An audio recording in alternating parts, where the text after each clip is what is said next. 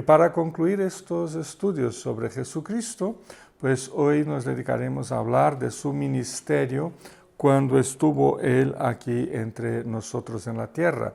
Y para ello nos dedicaremos a echar un vistazo al texto que creo que es el mejor texto que nos presenta el inicio o la inauguración pública del ministerio de Jesús, el texto de Lucas 4, 14 a 30.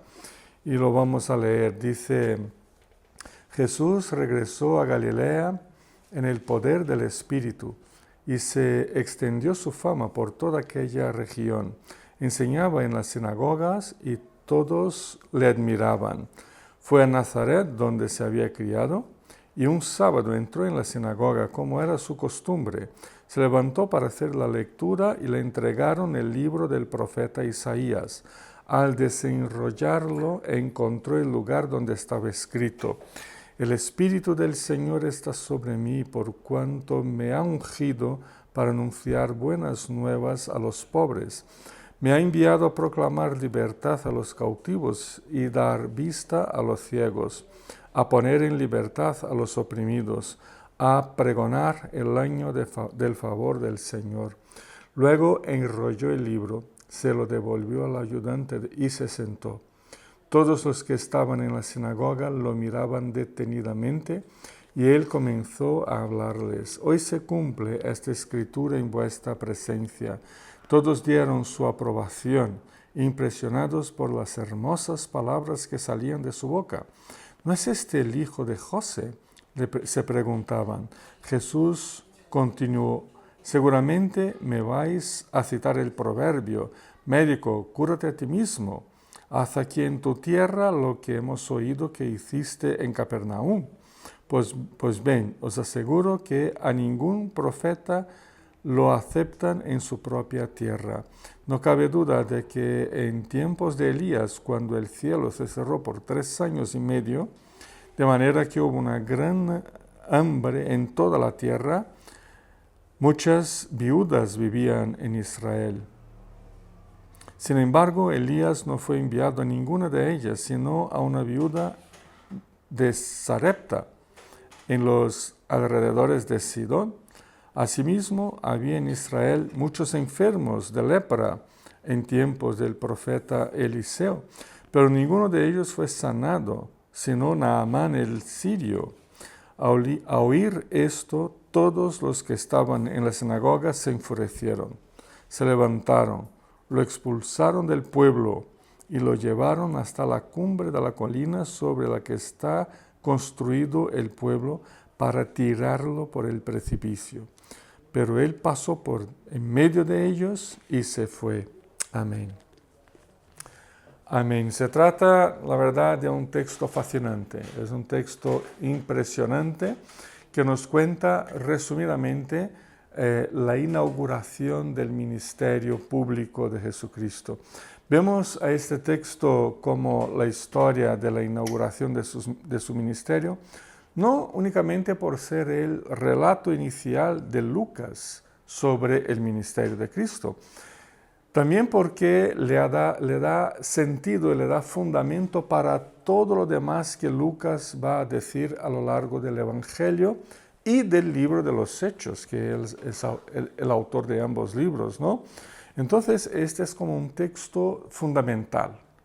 Desde estas palabras, a partir de ellas, Lucas va a construir las demás historias que cuenta de la vida de Cristo en su Evangelio, y luego las historias que cuenta sobre el surgimiento de la Iglesia en el libro de los Hechos. Así que estamos ante un texto que, digamos, es la clave para la lectura de Lucas y de Hechos. Por tanto, tenemos aquí un texto muy importante para comprender quién fue y quién es Jesucristo. Empezamos echándole un vistazo al contexto de Lucas, donde se encuentra el texto que hemos leído. El contexto es también muy interesante, ¿no? Porque tras la tierna historia del niño Jesús en el templo a los 12 años, capítulo 2, Lucas concluye su relato del nacimiento e infancia de Jesús y ya no nos cuenta nada acerca de él hasta los 30 años. Menudo salto, ¿no? De los 12 a los 30 años no se sabe absolutamente nada de la vida de Cristo. ¿Qué hizo? Se supone algunas cosas, ¿no?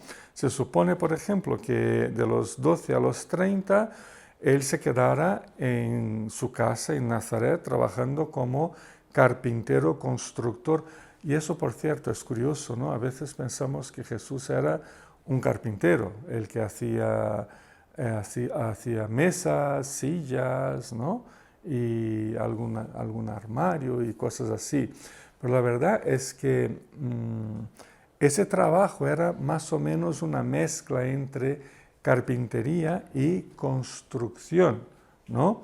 Entonces, lo que de hecho hacía José y el oficio que le enseñó a Jesús y que se supone que Jesús trabajó hasta los 30 años en esa profesión fue de constructor de casas, no de hacer sillas y cosas, ¿no?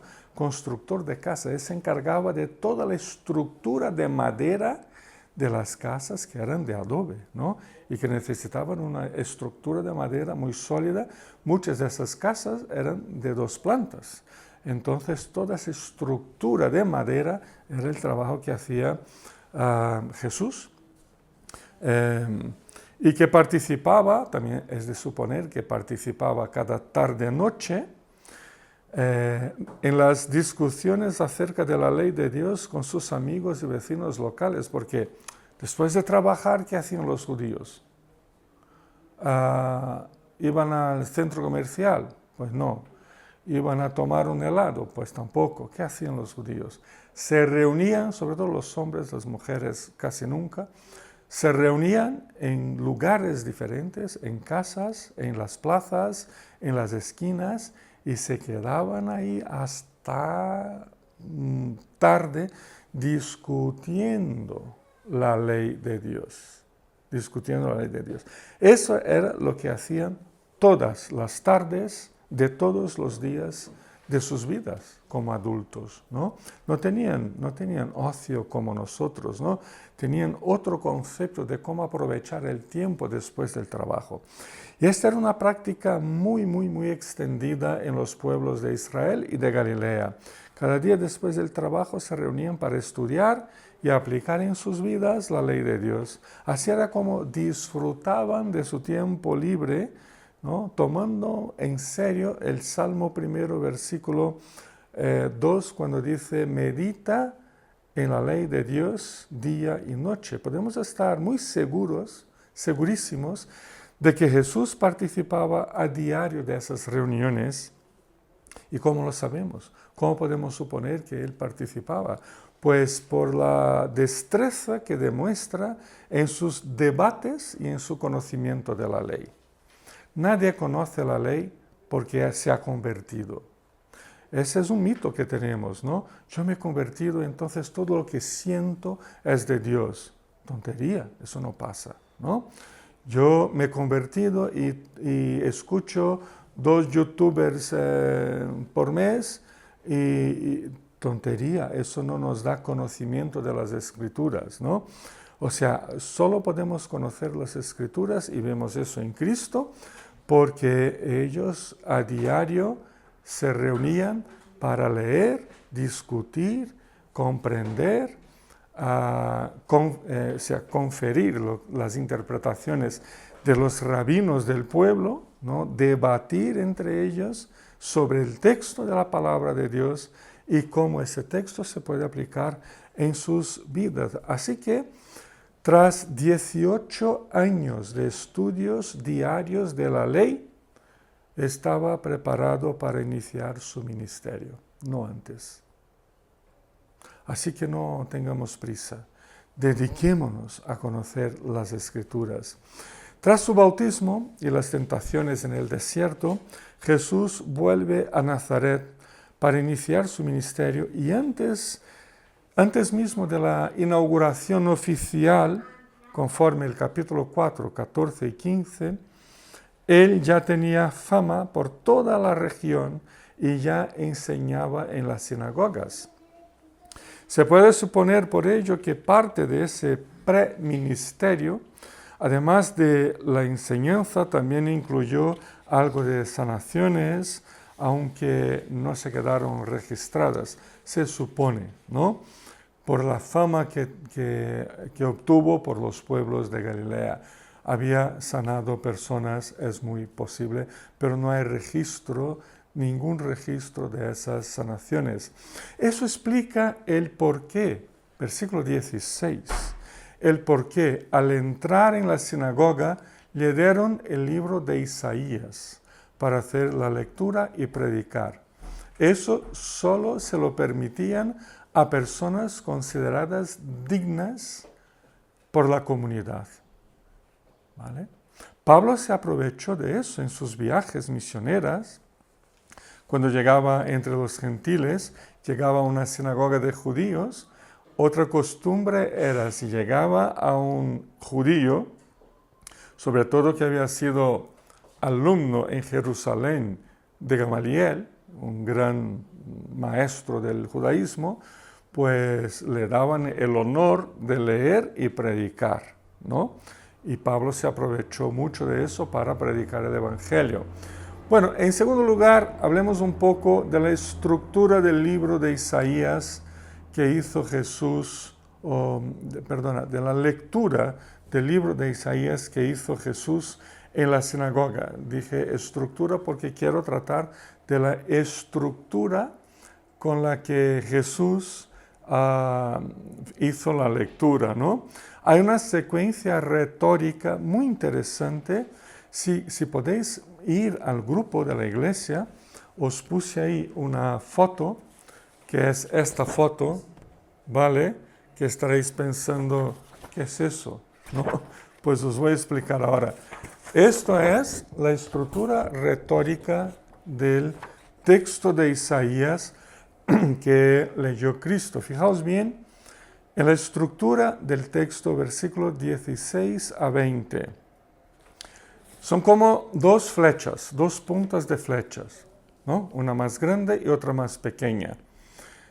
Si vamos leyendo, pero tenéis que tener también el texto más o menos ahí, porque vamos a leer el texto siguiendo esa estructura. Va creciendo en rojo, él dice, un sábado entró en la sinagoga como era su costumbre.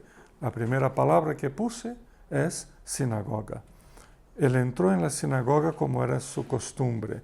Da un pasito adelante y el texto dice, se levantó para hacer la lectura. Luego dice, le entregaron el libro del profeta Isaías, el libro. Y por último dice, al desenrollarlo encontró el lugar donde está escrito. Esa es la línea roja de la punta de la flecha, ¿vale? Termina ahí. Luego, vamos a la siguiente flecha. Aquí está en azul. Azul y amarillo. Dice, el Espíritu Santo, el Espíritu del Señor está sobre mí, por cuanto me ha ungido primero, para anunciar. La primera palabra es anunciar. Eso es obra del Espíritu en la vida de Cristo. Lo llevó a anunciar las buenas nuevas a los pobres. Da un pasito más y me envió a proclamar libertad a los cautivos. Y luego la punta de la flecha es y dar vista a los ciegos. Luego las siguientes dos frases es como volver atrás.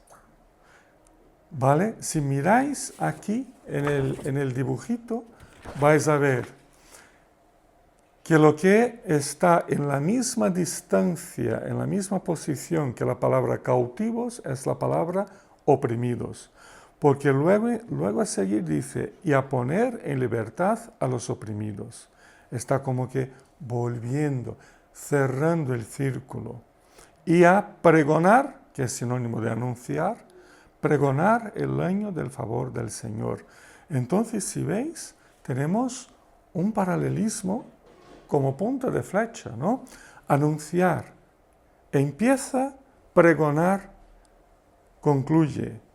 Cautivos es la mitad del camino, oprimidos la mitad del camino volviendo a casa. Y la punta de la flecha, la vista a los ciegos. Luego se nos quedó por la mitad la primera flecha, la que es roja y verde. Hicimos la primera punta. Y ahora, volviendo, ¿no? Vamos cerrando el círculo, porque si él terminó la primera parte de la flecha, la roja, con desenrolló el libro, empieza la segunda parte diciendo, luego enrolló el libro. Se lo devolvió al ayudante, el libro. Luego se sentó. Y todos los que estaban en la sinagoga lo miraban detenidamente. Entonces, si veis, la flecha, el rojo y el verde están en la misma posición. Uno va y el otro viene, ¿no? Sinagoga abre, sinagoga cierra. Se levantó, lo contrario es, se sentó, ¿no? Libro y libro. Abrió el libro, que era un rollo, por eso era desenrollar el libro, que era un pergamino, y luego lo enrolló, lo cerró.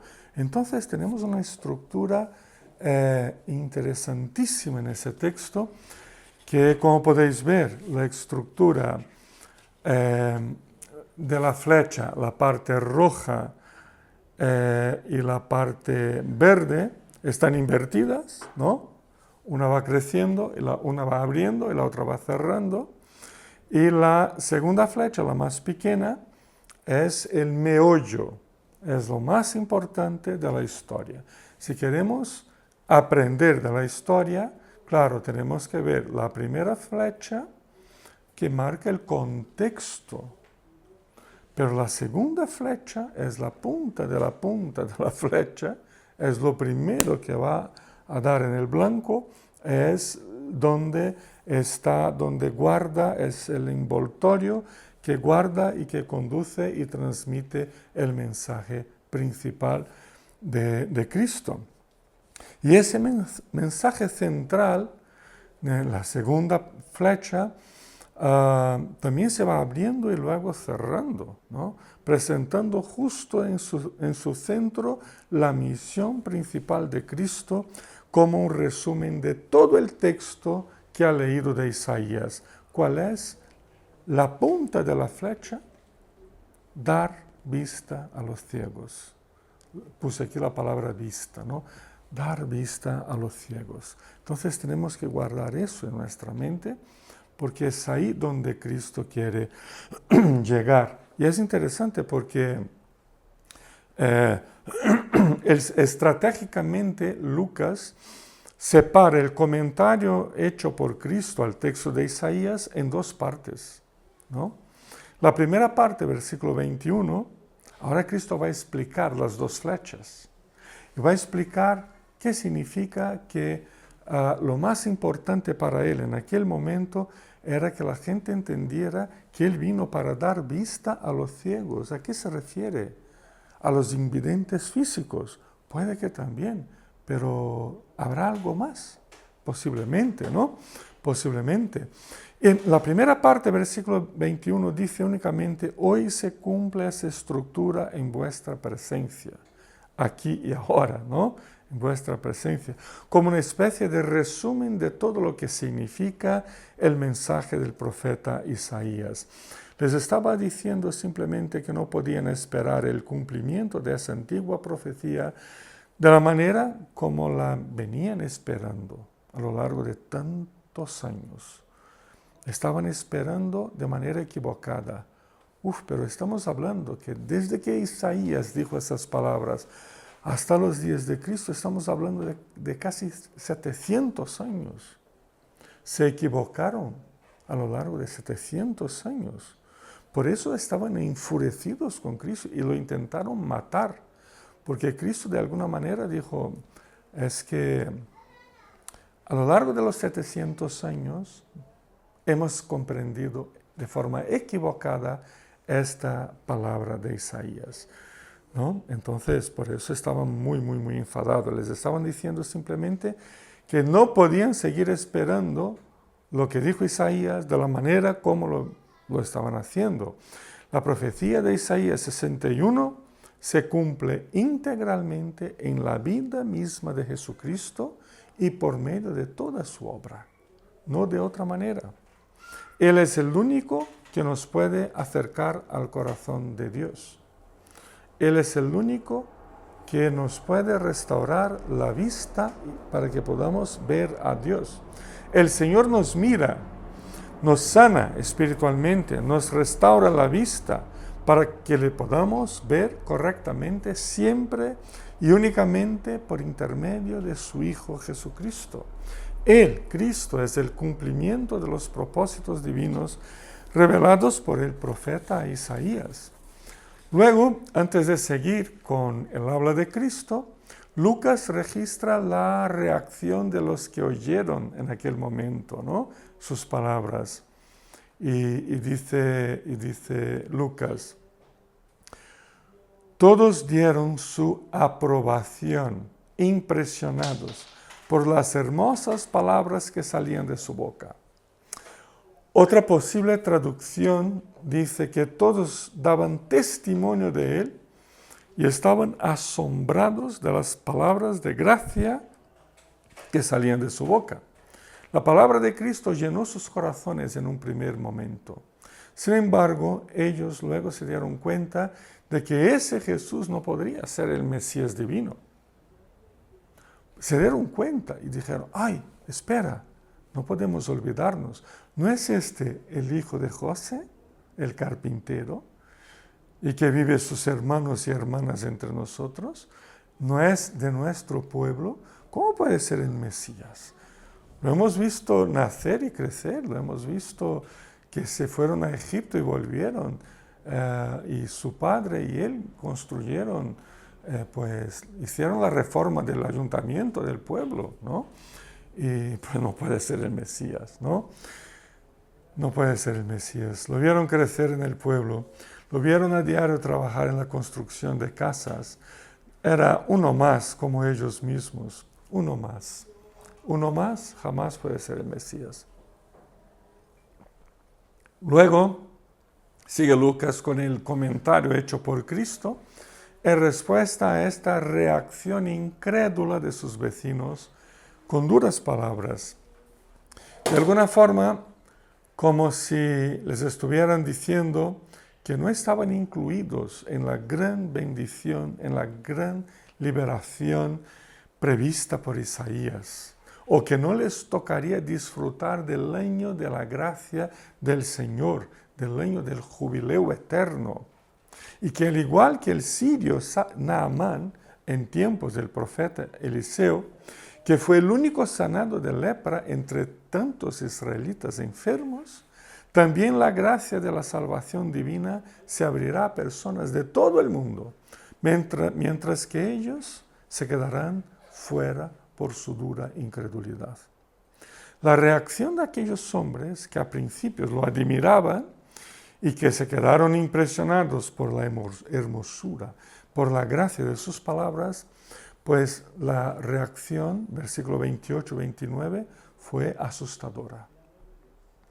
Se enfurecieron con él, le expulsaron del pueblo, lo llevaron a una cumbre para tirarlo por la borda del precipicio. Jesús se escapó de sus manos y se fue a Capernaum, donde dio seguimiento a su ministerio público. Lo importante en todo eso es que al inaugurar el ministerio en la tierra que lo vio crecer entre sus vecinos, parientes y amigos, Cristo ya les da a ellos y a todos nosotros como que una hoja de ruta de su ministerio. O sea, que el cumplimiento de las profecías acerca de la salvación eterna de Dios por medio de él será aceptado por muchos y rechazada por otros tantos. La aceptación parece estar vinculada al sentido personal de la necesidad de salvación, como en las palabras de Isaías, mientras que el rechazo parece vincularse al orgullo, a la autosuficiencia que tenemos en relación a Dios, como demostrado por los vecinos de Nazaret. Interesante, porque él habla de Naamán, ¿no? Por ejemplo, él habla de la viuda de Sarepta, que era fenicia, no era israelita. Naamán era sirio. O sea, él habla de dos extranjeros en sus pueblos, en sus países, una viuda pobre que estaba condenada a la muerte por hambre, y un general, ¿no? Del ejército sirio, un hombre poderoso, pues que para ellos, al abrir su corazón y al reconocer la necesidad de Cristo, para ellos está destinada la gracia.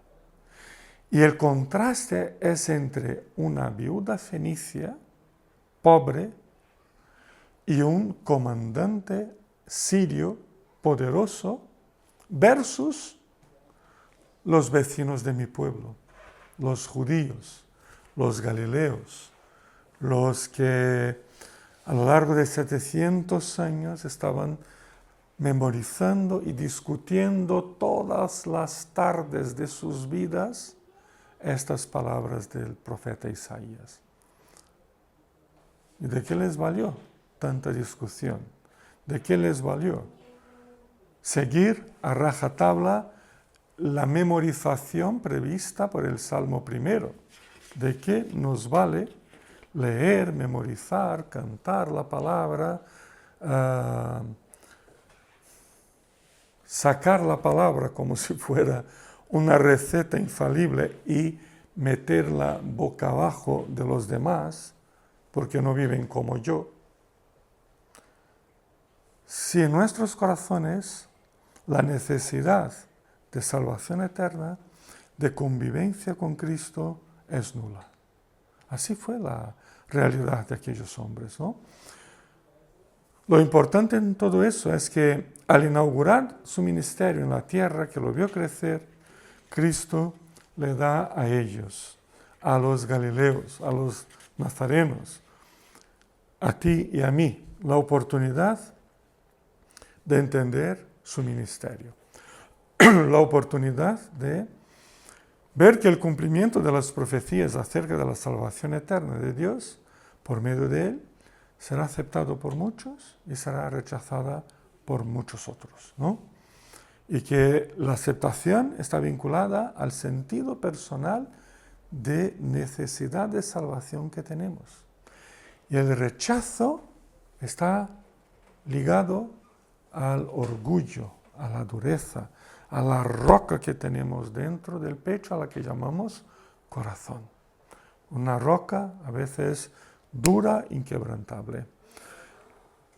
Las palabras de Isaías indican salvación a los que se reconocen humildemente, siguiendo ahora las palabras de Isaías que Cristo leyó, la punta pequeña de la flecha.